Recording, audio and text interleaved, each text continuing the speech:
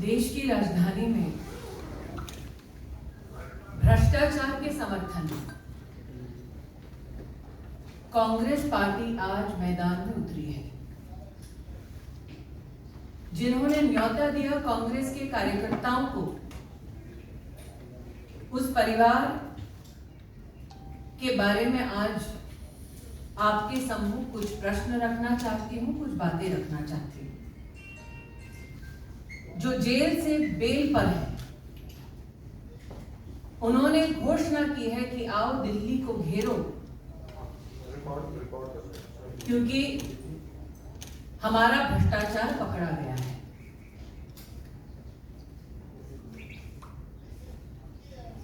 एक investigating agency पर दबाव डालने के लिए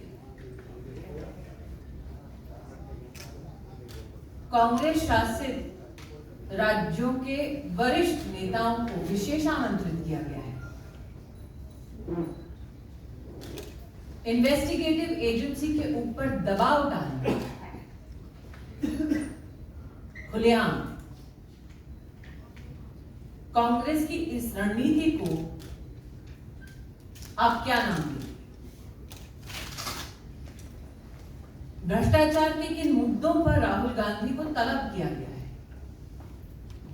उन पर थोड़ा विचार करें। एक ऐसी कंपनी 1930 के दशक में गठित होती है जिसका काम है अखबार का प्रकाशन। उस कंपनी का नाम एसोसिएटेड जर्नल लिमिटेड। उस वक्त जिसके शेयर होल्डर थे 5000 से ज्यादा स्वतंत्रता सेनानी, और जिस पर अब कब्जा है गांधी खानदान का। जिस अखबार के प्रकाशन के लिए स्वतंत्रता सेनानी शेयर होल्डर सुनिश्चित की गए, उसकी शेयर होल्डिंग एक परिवार को इसलिए दी गई ताकि वह अखबार का प्रकाशन ना करे, बल्कि रियल एस्टेट का बिजनेस करे। साल 2008 में इस कंपनी ने अपने ऊपर 90 करोड़ का कर्जा चढ़ा लिया था और फैसला किया कि अब ये कंपनी प्रॉपर्टी के बिजनेस में उतरेगी। साल 2010 5 लाख रुपए से यंग इंडिया लिमिटेड नाम की कंपनी बनाई गई। महासचिव राहुल गांधी डायरेक्टर के रूप में इसमें सम्मिलित हुए। 75% मात्र उनकी हिस्सेदारी थी, बाकी उनकी माताजी के पास, मोतीलाल वोरा जी और ऑस्कर फर्नांडिस जी जैसे नेताओं के पास। इसके बाद एजीएम के 9 crore share young India limited को दिए जाते हैं। 9 करोड़ शेयर्स के साथ यंग इंडियन को इस कंपनी के 99% शेयर्स हासिल होते हैं। कांग्रेस पार्टी कंपनी को, मतलब एजीएल को 90 करोड़ का लोन देती है, जो कांग्रेस पार्टी माफ कर देती है। आज मेरा प्रश्न है विनम्रता से उन लोगों से जिन्होंने कांग्रेस का समर्थन किया, कांग्रेस पार्टी के लिए डोनेशन दिया ताकि लोकतांत्रिक गतिविधियों में वो हिस्सा ले सके।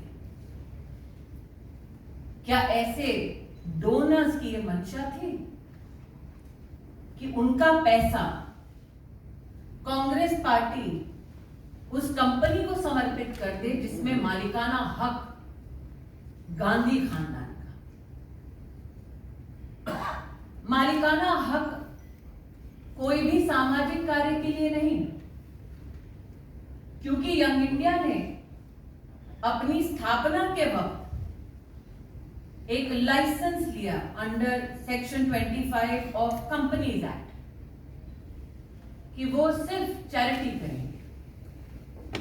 लेकिन साल 2016 में यंग इंडिया ने इस बात को स्वीकार किया कि उन्होंने 6 वर्ष की अवधि में चैरिटी का एक भी काम नहीं किया।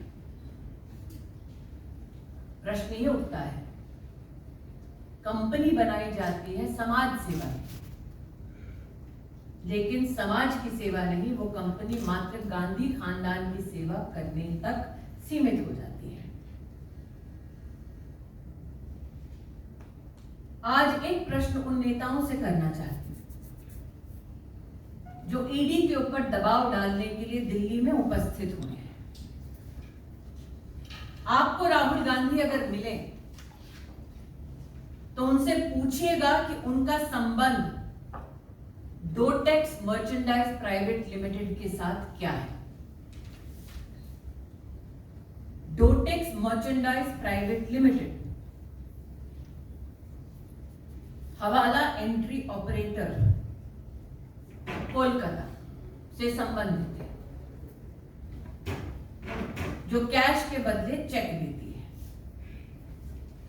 जिसकी ट्रांजैक्शंस पर फाइनेंशियल इंटेलिजेंस यूनिट का रेड फ्लैग है। जो कांग्रेस के कार्यकर्ता आज दिल्ली में एकत्रित हुए हैं, वो राहुल गांधी जी से पूछिए कि गांधी खानदान का संबंध डोटेक्स मर्चेंडाइज प्राइवेट लिमिटेड से क्या है। क्या ये सत्य है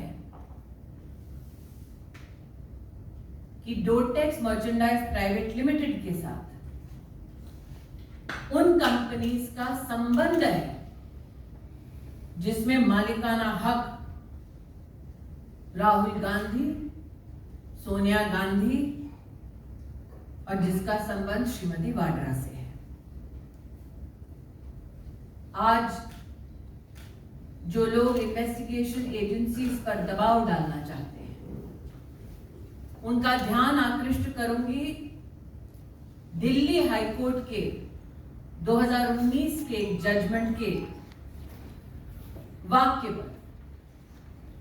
The entire transaction of transferring shares of AGL to Young India was nothing but a clandestine and surreptitious transfer of the lucrative interest in the premises of Young India.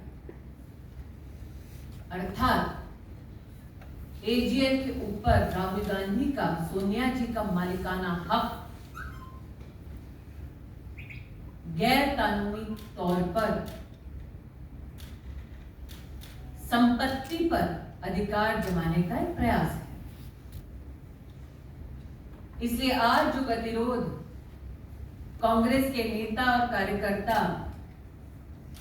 Rahul Gandhi के बुलावे पर कर रहे हैं, मैं देश को बतलाना चाहूंगी कि ये लोकतंत्र को बचाने का प्रयास नहीं, गांधी खानदान की 2000 करोड़ की संपत्ति को बचाने का प्रयास है। Ladies and gentlemen, at the clarion call of the Gandhi family, leaders and workers of the Congress party have